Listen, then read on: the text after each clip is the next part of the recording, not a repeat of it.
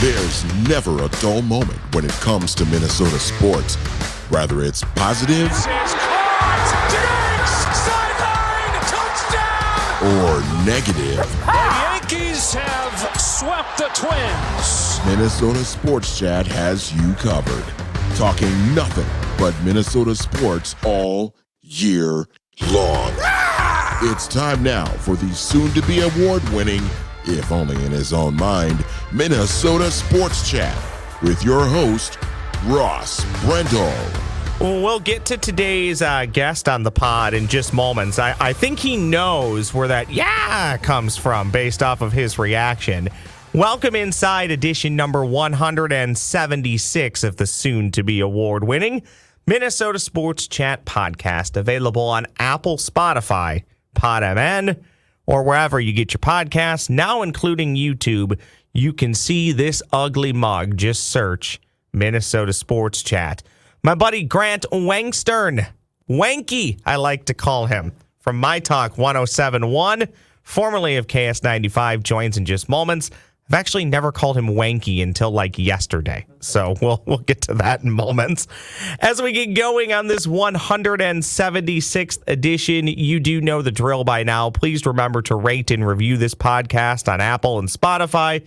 Please make sure you tell your friends and family as well. Word of mouth, a great way to spread the word and spread the news of Minnesota Sports Chat. And if you are consuming this podcast in the Score North Taxi Squad feed, thank you. But I also encourage you to subscribe to Minnesota Sports Chat wherever it is that you get your pods. Okay, so full disclosure here, and Grant, I don't mean this as a jab to you. I've told you multiple times that we'll do a podcast together. True. But our schedules are a little bit different in the building. We overlap a lot, but we just have a lot going on. Yes. And because it's been an insanely busy week, I think I talked about this last year on the podcast. August is probably, all months are busy, as you know, but August is just busier. There's a lot going on. Especially for you, yes. So I try and do a podcast about every 7-8 days. It's been about 11. Okay. And I was actually going to punt on doing one this week. Oh. And then you actually, I think, almost beat me into the office today. Almost. So I then see you and say, well, let's just pod today. Yeah, I'm down. This is great. And this will be great because I have no plan for this, which oftentimes makes for the best podcasting, broadcasting, radio, whatever it is. But those, if you're not familiar with Grant, you can hear him from 3 to 6 in the afternoons on weekdays with Lori and Julia and myTalk 107. myTalk1071.com. Mm-hmm. And occasionally he'll still pop up doing stuff on KS95, mainly when I drag him over there. Yeah, with Stacy and Hutch, right? Yeah, to do podcast stuff. And Grant is another veteran of this wild world of media and broadcasting. And Grant gets to listen to me almost every day profess how much I despise the 2023 Minnesota Twins. And every time they bring me back, and this is my fault, every time, exactly, they cast the line, they reel me in, I take the bite, I take the bait. Yeah. And we don't need to spend too much time on this because I think every time I talk Twins baseball, it's literally the same talking points, right? And those talking points are, I think this team is really good. Yeah. I think they're underperforming. 100%. I picked them to make the playoffs. I didn't know if they would win the division. I actually thought between the White Sox, Guardians, and Twins, 2 of the 3 would make the playoffs. I was wrong there. It's only going to be 1. Yeah, this division. Something else. And that 1, as Brian Murphy told me a few weeks ago, isn't necessarily going to win the division, Grant. They're just going to have more wins than everybody else. There you go. And that's really disappointing to me because this team should be pretty good to me. Yes, I agree. And I can't figure out, are they not good, Grant, because they're underperforming? Or are they not good just because they simply aren't good? Maybe we're holding on to expectations for players that are unrealistic. Max Kepler, okay, second half of the season. Much better. Yeah, exactly. If we want to call the All-Star break the second half of the season, even though it's not, the second half actually begins like 2 weeks before the All-Star game. Yes.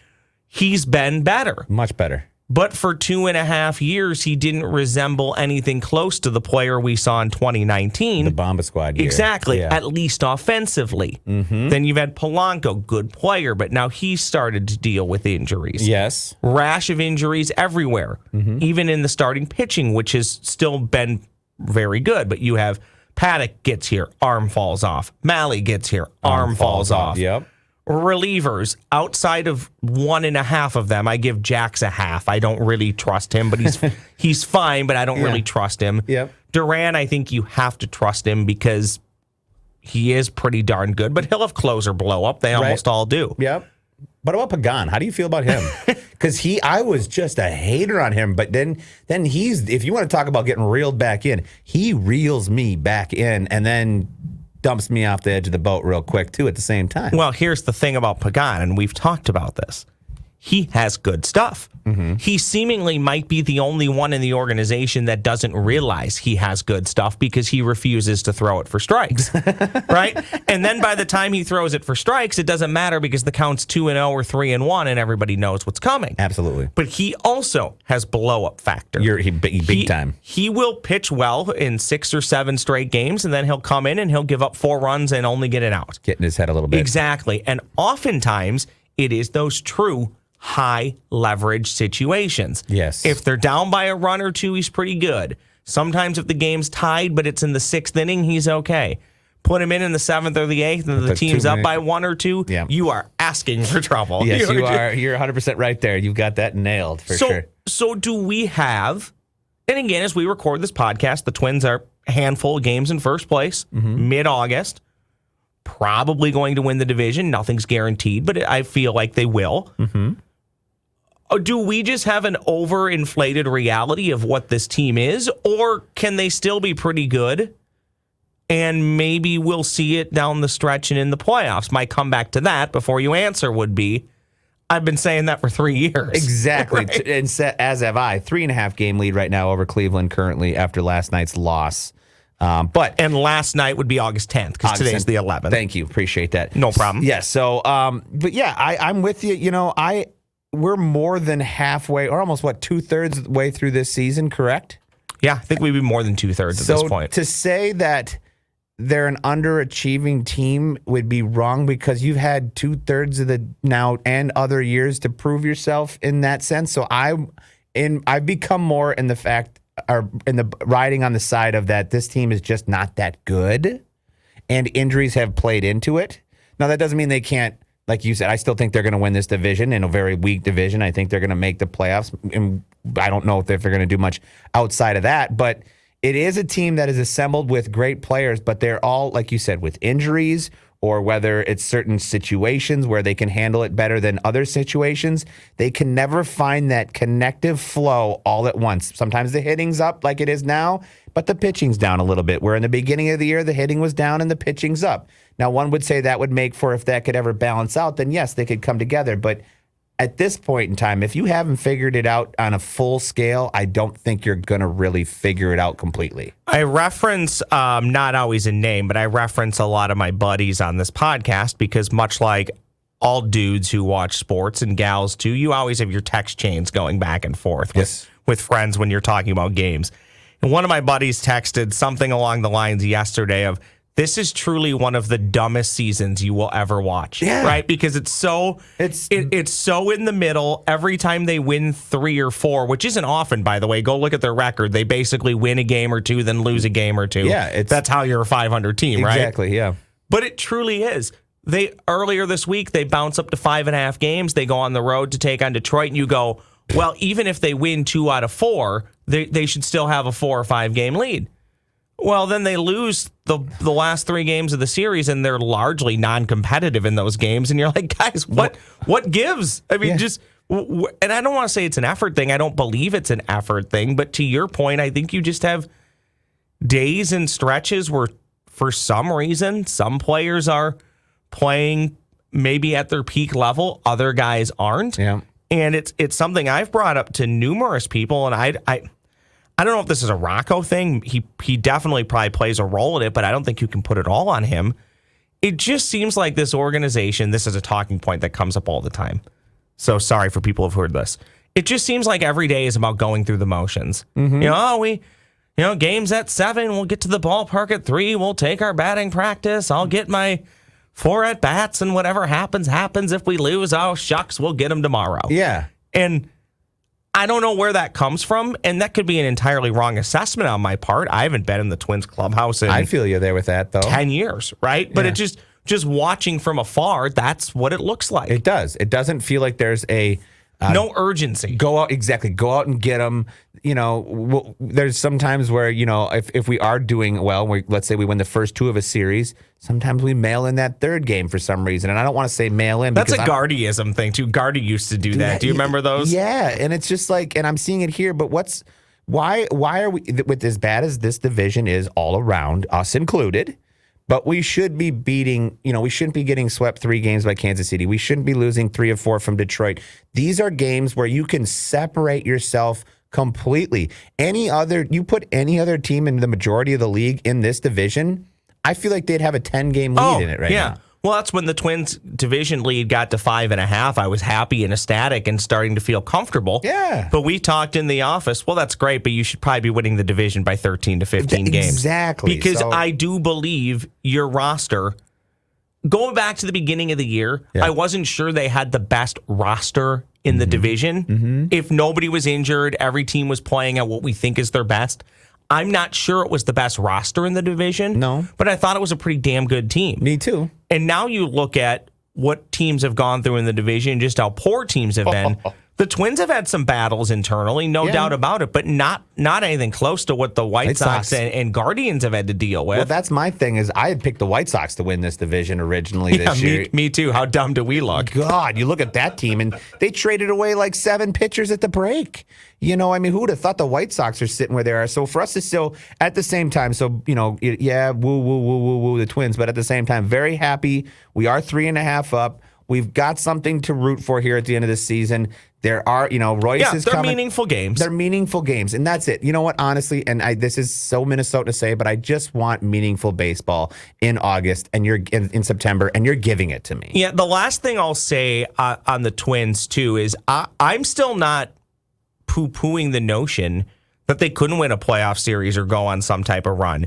But all I continue to say is you haven't earned really the expectation from the fan base to think that that's possible. That's true. If you go out and do it, great. Like, nobody's going to begrudge you for that. Yeah. But at this point of the season, I don't begrudge any fan who's really not excited about watching the team or maybe heading to Target Field or getting really invested, because at this point, honestly, not to be mean, but why would you? Exactly. The front office didn't even invest in the team at the trade deadline, and this is the group that has always said at the trade deadline, you're either buyers or sellers.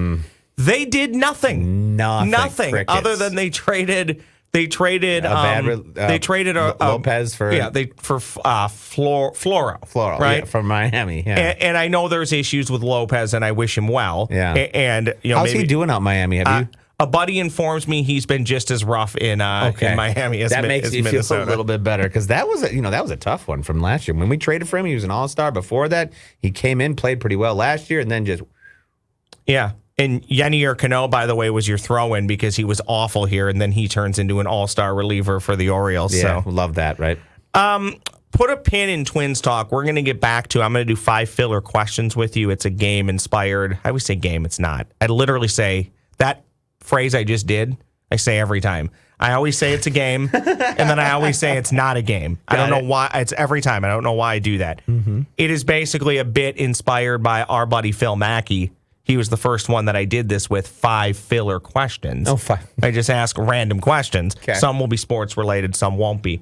We'll get to that in moments. One will be Joe Mauer related. I know you're a big Mauer guy. Love it. I'm obsessive. That's almost kind of the question. So, yeah, for those watching on YouTube, Grant's screensaver is a Joe Mauer jersey. Yeah, just a jersey. Yeah. And a beautiful one at that. Yes. So, again, we're recording this on Friday, August the 11th. The Minnesota Vikings played a preseason game last night. By the year, preseason football becomes more and more, I don't want to say meaningless, because a good chunk of the players that play will be on the roster, but they're, for the most part, with some exceptions, they're not your starters, they're depth guys, they're filler guys. Yes. That's really a bad way of putting it, but you know what I mean. So what I'm getting at is I don't find preseason football all that exciting. I will watch it. Yeah. I missed a good chunk of last night's game. I do the Before I Die podcast on Mondays with Jesse Pierce and Judd Zolgad for Purple Daily. Cool. So I will watch through the Vikings game this weekend. I watched a good chunk of the second half last night. I actually watched more CFL last night than I did Minnesota Vikings. But I will fast forward through the Winnipeg Blue Bombers game this weekend. Okay. And the Minnesota Vikings game from this weekend. But I'll say this, and this is a talking point that everybody steals using the theme of talking points. It's just fun to have football on to throw on. Oh. I won't watch any other team's preseason games. I won't. No. I just won't. I don't care. No. Will I watch the Vikings? Absolutely. Yeah. That's my team. And again, a good chunk of those guys that were playing last night will be on the roster. You might not see them a ton, but they're gonna be there, and it matters. And yes, by the way, I actually get tweets on this sometimes in emails. A third of the game is special teams. People don't want. You might not see them out there a third of the time, but it is as important, sometimes more important, depending on the makeup of your team than other parts of your football team. Absolutely. So, yeah, that stuff's important, but it's just nice to have football back and watch it. Didn't love the late start. You know me. I'm typically passing out around 9 o'clock. Kickoff at 9 o'clock's rough. I know, me too. And then I had to be here, like you said, almost before you this morning, which usually I'm here a lot later than that. So I'm a little tired right now because of that late start, but it is beautiful having football back. Do you have any overriding opinions on the Vikings? I've said this throughout the offseason. My hunch is, and I think I said this on Before I Die too last Monday, my hunch is they're probably a 10-ish and 7 team, but that can still be a pretty good season when you factor in you're not going to win every one-score game like you did last year. Nope. Your schedule is a first-place schedule. It seemingly is tough. You don't know. I don't obsess about schedules because you just don't know what teams are going to look like. Yes. But on the surface, it looks difficult. It does. And I think I'm on the rare side. People think the offense could be better. If it's better than it was last year, it might be more consistent, but they ended up putting up decent numbers last year, so I don't know how much more better the offense in theory could be other than maybe you're not always having to come from behind. That may be the case. The one thing I would like to see on our offense, our receiving core is fantastic. We've got a good running back combination right now. I want this offensive line last year that it wasn't great, to be honest. I mean, that offensive line was not creating opportunities, going downhill. I want to see more dominance from our offensive line, and I think if we get that, that's going to make a big, big, big difference. And the sad part there, Grant, is that was actually one of the better offensive lines they've had in 5 years last year. But they still didn't have that dominant force. And we'll see what happens this year. That's what I'm looking at, is this offensive line this year. Everything else seems to be in place. I'm rolling with Kirk. I know that's, whatever. Oh, you're very polarizing. I know, but, I'll roll with Kirk with the receiving options he's got in the backfield. Let's just get this offensive line to get more downhill. Get these running backs the space they need, the holes, and let's get that going. Did you watch quarterback? Yes. Oh, yeah. Did you like it? Loved it, yeah. Yeah, I did too. I think I talked about this. I do so many podcasts, I get lost in which one I said it on. But it's good. I liked it, but I'm not going to, laud it incredibly or force people to watch it because it's an NFL product. So, yes. Of course, they're going to do the best to make their players look great and Yeah. show their league in a good light. 100%. And I'm not asking them to show all the bad stuff, but what I'm saying is there's stuff that was omitted for reasons that you're not going to see. So, you used to watch a documentary and you would go, wow, that was really cool. Yeah. Now you watch anything that's a documentary and go, okay, but whose position and point of view is this coming from? Yeah, right? and Because everything has a slant or an agenda now, and the NFL's no exception. 100%. Okay, let's do this. I'm going to tell my friends about my other friends, Beans Coffee Company. Ooh. We're going to make a coffee guy out of you, Grant. Okay. I got to get Cold back. brew? I could see, yes, with the ice, because it's not, if it's not hot, it's less acidic. Okay. So I need a little ice cold brew with a little cream in there to get that's where I need my coffee to be. Okay, good to know. This is a quick caffeinated shout out to my friends at Beans Coffee Company. They've been supporting Minnesota Sports Chat now for over a year. They have a blend for everybody. They truly do. Even that cold brew that Mr. Grant's talking about. Actually, Daniel House texted me this morning. He said the cold brew is elite, which is on brand because Daniel House covers Gophers football. There you go. So It's elite. Yeah, it's elite. That's synonymous, yeah. Row the boat, Sky-Yuma, Go Beans Coffee Company. They do have a blend for everybody. Light roast, medium roast, dark roast, you name it, they have it. Check out all the blends at coffeebybeans.com. Again, that's coffeebybeans.com. There you can order a bag or you can even set up a coffee subscription. They'll send it to you in 1 to 8 week intervals. Wow. I continue to crush the Perfectus blend. Grant, it's like got a hint of cherry in it. It's really good. And look, obviously I'm talking about them, so people are saying, oh, he's just saying it, which I don't know. I guess to a degree you could say that I am. But you drink coffee. I'm around you a lot. You're drinking it all the time. It's so good, and everybody I give this stuff to loves it. Doogie's loved it. House has loved it. I've sent it to friends and family. It truly is great coffee. Just give them a try. Just one try. That's all I'm asking. Delectable stuff. Use the promo code SportsChat. You'll save at checkout. That's SportsChat. Beans Coffee Company ships anywhere in the U.S. with free shipping on all orders of $35 or more. That is coffeebybeans.com. Promo code SportsChat. All right, Grant, are you ready for 5 filler questions? I love it. Let's do it. I'm working on an open for this, but for now, you still get the cheap podcast open, okay? All right. 5 filler questions. Question number 1, Grant. This is a loaded question. The best part of doing what we do for a living is... Oh, by the way, these answers can be long or short. Doesn't matter. Yep. Talking with our friends on a daily basis, literally having the same conversations that everybody else that might at work when they have their lunch breaks, when they have their water cooler breaks. That's literally what we get to do for a living on these microphones at this great company. I sit here and have a conversation with you about my favorite thing in the world, which is sports or entertainment. Twins baseball. Twins baseball. Yeah. So this is like, I mean, we get paid to talk about what we do, what we talk about with our friends. You're coming off of a momentous victory this morning, I believe, on myTalk 107. Video game trivia. You rallied, came from behind. Yes, we were down 2-1, and we came back and got 3 questions in the final round. The category was classic video games. My partner, Mike Ganger, who's another producer over at myTalk 1071.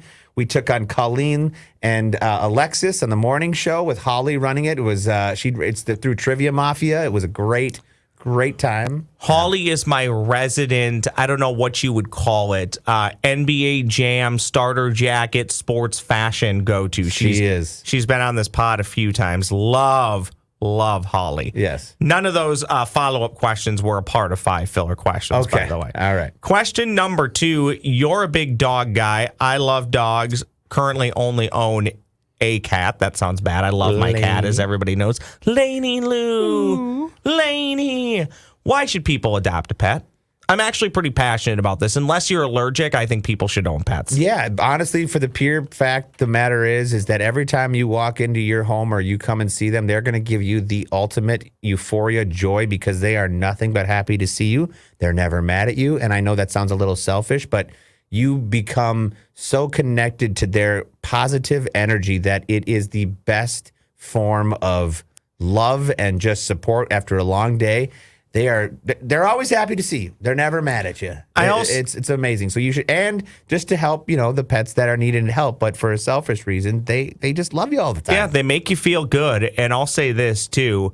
Again, currently just owning a cat, singular. They're more affectionate and more connected to you than people ever want to give them credit for. One thing we started saying, I don't know when, is that cats are independent. Mm-hmm. That is true. They are. You can leave for 3 days and they'll be fine. Yeah. But I'll tell you what, Grant, when I leave for 3 or 4 days and I get home, boy, do I pay for it. I am. Miss Lippy comes out for like an hour and a half when I get home. She is angry. So and you get to know the personality. It's just fun, and especially for me. I go home and it's just me, right? So it is nice to have something else. Yeah. And it's just great to have that, like you said, that love. The love. I've got 2 dogs at home right now, an Irish Wolfhound, Elvis. He's 8 months old and he's about 100 pounds what almost. A great name. Massive. Yeah, big boy. And then we've got a little one, King Charles Cavalier Jr. He's a little all red King Charles, and he's just a ball of energy. But he's he's a manipulative one. As much as I say, he knows what he's food motivated, and if he don't care, he's manipulative in a little bit in a crazy way. But I love him to death. I saw a video from People Magazine on Twitter. By the way, when did People Magazine start only sharing animal videos? Have you noticed that? Yeah. All they show is like animal videos. Well, one I saw yesterday, speaking of manipulative, was a cat on its deck faking an injury, like lifting its paw and faking the injury. Oh, yes. So they would open the door and let it in, and the moment they open the door and let it in, he just sets the paw down and starts walking normally. I love animals. There you go. There's the pure joy that they give you on a daily basis. And they are so much smarter than we give them credit for. True. Okay, I put this one in the middle. This veers us back to sports. Your obsession with soon-to-be Major League Baseball Hall of Famer, now current Minnesota Twins Hall of Famer and number retiree, Joe Mauer, comes from where? Because I think I'm obsessed with Joe Mauer. I will fight people that think he's a bad baseball player, overrated, not a Hall of Famer. But you own like 86,000 pieces of Joe Mauer memorabilia. I do. I think you told me you took out a second mortgage to like buy a jersey. Pretty much. Explain this to me. I would consider that I have probably one of the largest. That was a joke, by the way. He didn't do that. But I do have one of the largest private collections of Joe Mauer's game used equipment out there in the public's hands. So that's something that that's part of it. But he just gave me so much. I mean, similar in age. I'm 38, about to be 39. He just turned 40. You know, watching him play sports while I was playing sports at the same time and never even coming close to the ability that he's had for his entire sports career. I don't know. He's one of us, as you know, we all love one of our own. He just gave me so many happy memories, and just as I just gravitated towards him. And then when I moved away to San Diego, I just kind of kept an eye on him all the time. And my friends would always, whenever I would talk about Joe Mauer, hey, Joe Mauer, it just became one of these things that I adapted into my life. And all of a sudden I took it on as he's my favorite player. The M&M boys, essentially. It was Mauer, M more no, but Mauer because of the connection to Minnesota. And then, actually the real obsession came when he stopped playing, because once he's, it's the idea of, you don't really appreciate who he was and what he did while he was there until he was gone. And yeah, I mean, I was at the Twins game when he got inducted this last Saturday and teared up a couple times looking back at those memories from the Metrodome. That's our grow up stadium, and he did so many great things at the Metrodome. It's just this weird childhood connection to him that I will always have and always love. I'm starting to see parallels in a negative way from Joe Mauer to Carlos Correa. From the standpoint of Carlos Correa is now in the second year with a pretty big contract. Mm-hmm. And I'm not saying there are no returns on the investment, but the returns on the investment don't come across maybe where you would expect them to be. But again, I'm a huge Joe Mauer guy. Everything I just said, I will defend him to my dying day. Me too. So I'm not trying to stir the pot here. Yeah. But if Carlos Correa keeps playing like this for the next year or two, the fans are going to turn on him like they did for Joe Mauer. Leading the league in double plays right now. What does he have? Less than 50 RBIs, and where he's played most of the year, and where we have 6 weeks left. Yeah. So I don't know, that part's tough for me. And a lot of times, too, and I will say this, it's a whole team thing. It's an individual sport that's team game, right? Yep. So your teammates oftentimes can put you in tough spots. And I always thought years we were ripping on Joe Mauer. Well, one, he's probably more injured than we know. Two, it's not his fault he signed the contract. That's the money that was offered to him. I completely agree on both. Then we got mad at him for not retiring. It's so now we want to get mad at him for not, he wants to fulfill his contract, and you are mad because he's trying to do that. Yeah. Also, some of those years were on really bad teams. There's only so much you can do. Oh, gosh, yeah. So, I mean, I don't know. I'm talking in circles here a little bit, but I do think it's funny that you've now had two players that are really highly compensated and well-known throughout the league and sports fans in Major League Baseball. Mm-hmm. And the moment they've gotten that money, they've just, for various reasons, maybe not performing where you want them to perform. I feel that. And you know what? I was part of that criticism when it was going on at the stadium, being upset with Joe. But I think I'm a kid adult, what they call it, and that's a person who's obsessed with nostalgia. And Joe and Eminem, the Eminem boys, are the ultimate nostalgia for me. They were a big part of what kept this team in town. I mean, yeah. Well, and when you look at it from afar with Joe, and this is anybody who thinks he's not a Hall of Famer, they're going to be wrong. Yeah. I don't know how long it's going to take, but he is going to get in. I'm hoping 3. And you just look at the things that he did. Okay, not many Major League Baseball players get to 2,000 plus hits. He did as a catcher. Not many Major League Baseball players win 3 batting titles. He did as a catcher. Not many Major League Baseball players no AL win batting title. Yeah. No AL catchers ever won a batting title. Correct. And not many ever win MVP as a catcher. Yeah. He did. Mm-hmm. And I get it. You can talk about the lack of playoff success. Well, again, that's not always on him. And we will point out he did have a pretty big double at Yankee Stadium that somehow was a foul ball. Thank you, Phil Cuzzy. So, love that. And again, who knows what happens if that ball is fair and the Twins end up winning that game. Yeah, the streak might be a little different, but at the same time, too, even as a first baseman, what people don't understand, he was robbed of a Gold Glove. Yes, robbed of a Gold Glove. He was statistically top 3, a few of those. I mean, he was a great first baseman. I know everybody wanted him to stay as a catcher, but we don't know the injury. I could go on forever. I love this man. Joe, you are my hero. Also, I love in Major League Baseball, then we'll get to the final 2 questions. Oh, well, you got to have a power hitter at first base. I vehemently disagree with that. The way baseball is currently constructed, you just need it out of your lineup. If you don't have a power hitter at first base, well, you can find it at shortstop or third or second. It doesn't really matter where you're playing as long as you can play your position well and give you something offensively. Okay, honestly, rip me, be brutally honest here. The worst part of working in the office with me is? No, I can't. Oh, come on. I'm trying to think here, Ross. I'm trying to think. The worst part? Yeah. Like, if I ever walk over, do you sigh? No. I know I'm loud. No. But... No, dude, you're loud. And I love Lori and Julia, but the 2 that I work with on a daily basis, as soon as they get in, they take over the entire office with music and conversation. So no, there's honestly nothing. And I know you want me to be honest here and harsh. There is nothing. We share a fry from time to time, a little basket of fries. You give me great dad jokes. We always talk good sports. Every time I need a good laugh, I come to you or I bring you a laugh. Honestly, there is not a bad thing about working with you. You brought me to a Gopher game. You're having me on your podcast. The Gopher game is the famous moment you were passing pizza over the fence to random people. And then I got the worst heartburn of my life. Remember that whole game? I was sitting next to you. I'm like, I'm hot and I had heart. Oh God, yeah. And I'll be doing this again in a few weeks. The worst part of Gopher football, I'm not joking, is those early September games. And you're sitting in that sun. Oh, it's always hot, and it's crazy the range of temperatures. It seems like they always play 1, maybe 2 games in 90-degree temperatures. Mm-hmm. Then you fast forward 2 months, and there's 2 home games in the 30s. Yeah, exactly. Yeah. So, but going back to your question, honestly, I can't think of a bad thing about working with you. Are always willing to help out everybody. You're always willing to do more than you should. You go above and beyond at work. You're fun. You're delightful. You always bring a smile to people's faces. You give great jokes. Stop.